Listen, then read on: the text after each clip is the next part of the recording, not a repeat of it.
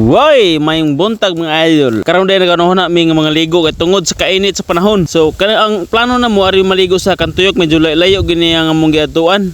Kantuyok ti panganan ni nga falls. So before ta maabot ito, moagi ta mga sapa nga gagmay-gagmay. Dili nila limot na magianan. Ya tungod sa kanindot sa ilang falls daw.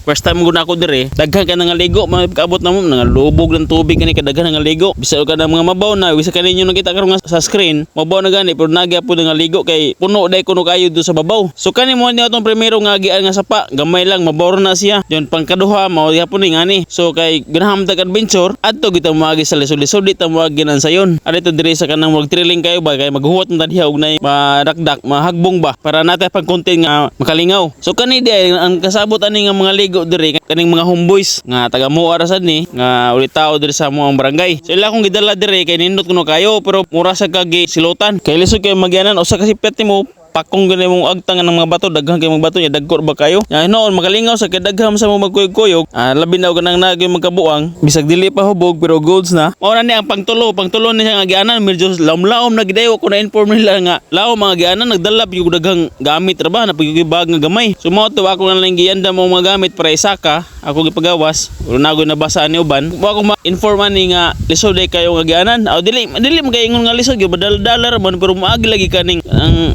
tubigan nga laom-laom gud taga pahawa at labaw pas pahawak diri taga dughan gyud ya kay lisod man kay na kita lagi nga dako sa ta magpulpul sa kayo kay gikan kaning wala na mana og binukid magpatabang ta ng mga ulitaw diha kay para makakasakat ta ba kay maglisod man ta saka kay dagham sa gunitan ya dangog sa kayo nga gianan. So agi sa ta sa pangupat nga sapa. Ang pangupat nga sapa mao na gini ang pinakalaom. Hapit na gini mabusli o ginoon.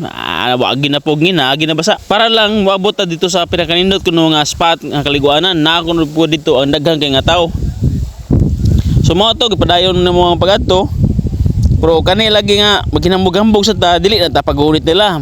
Ningkamot tagato ay abi pa lang pulpul. Abi pa lang week, di ba? So maningkamot ta balag dangog kay na. Nya daghang bugida nga kalandraka sa gulpon na ako gud. Nya kay nabot mi sa spot mao din siya daghan jud nga ligo, medyo lubog na ang tubig. Pero nindot po siya kay bugnaw, nindot po siya ang lugar. Dire dili ko ma-feel ang init. Imbis nga mag-relax ka, amurag stress po kagamay kay daghan kay tao niya. Daghan kay baglet layat kay tanawon nimo na dira, mura na siya gubos pero naayo ka diri sa lugar, taas ka nilang liyatanan. Og sugdan na nato ato ang kalingawan nato nga kalipay sa mga litaw nga maginom-inom samtang nangaligo di man namalikayan. Nay nato pang pansang tanduway diha. Nya parisa nato ng Dios. Nya kuyaw kay nagpulutan kay mangga. Nya madto na dali na sila sa liyatanan.